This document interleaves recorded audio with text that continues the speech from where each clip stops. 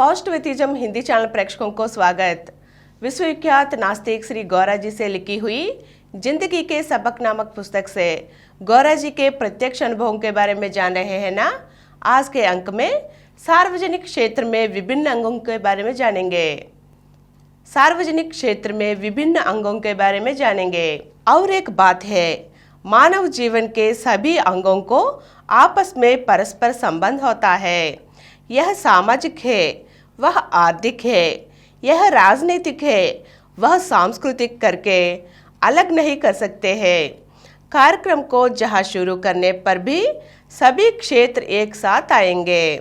गरीबों में आर्थिक समस्याएं और उनको हल करने के लिए राजनीतिक कार्यक्रमों की आवश्यकता है। देश में आर्थिक समस्या की समाधान के लिए परिवार नियोजन को अपनाना पड़ा।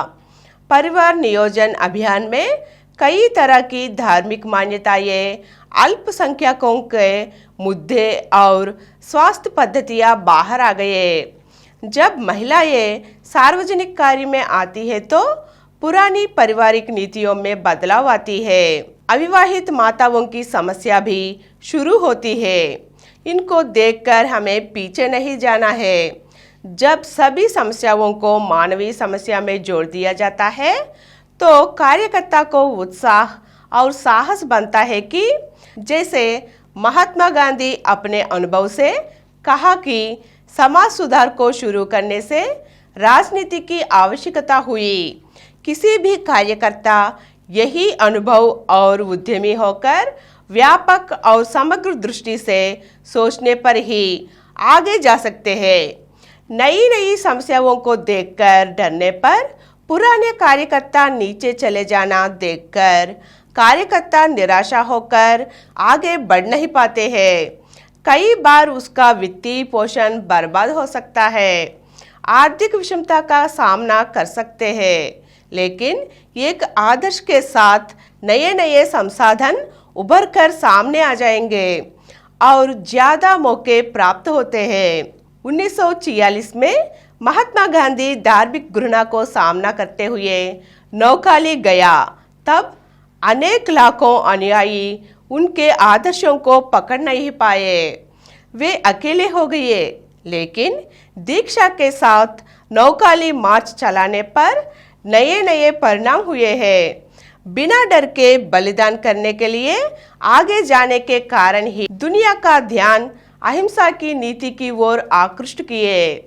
आज कितने जगहों में युद्ध होने पर भी मानव समस्या के लिए दुनिया भर में एक नया विचार है कि ऐसा करने का एकमात्र रास्ता अहिंसा ही है।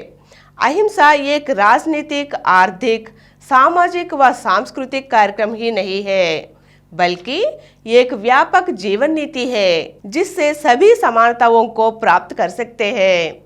निराशा के बिना प्रतिबद्धता के साथ खुले आमतौर पर किसी भी कार्यक्रम को आगे बढ़ाना खुशी की बात होगी। सभी भाषाओं में और सभी क्षेत्रों में नैतिकता और ईमानदारी को प्राथमिकता है। जिन अमीरों व अधिकारियों में नैतिकता और ईमानदारी नहीं होती है, उनके सामने तारीफ करने पर भी उनके पीछे आसानी से लोग उनकी आलोचना करते हैं। अगर उनमें साहस है तो उनको खड़ा करके चेहरे के सामने ही पूछते भी है। यथार्थवादी लोक विरोधी, इस लोकोक्ति के बावजूद भी लोग यथार्थवाद में ही आदर करते हैं। लोग नैतिकता का सामना क्यों करते हैं? नैतिकता क्या है? इस विषय पर हम अगले अंक में जानेंगे। धन्यवाद।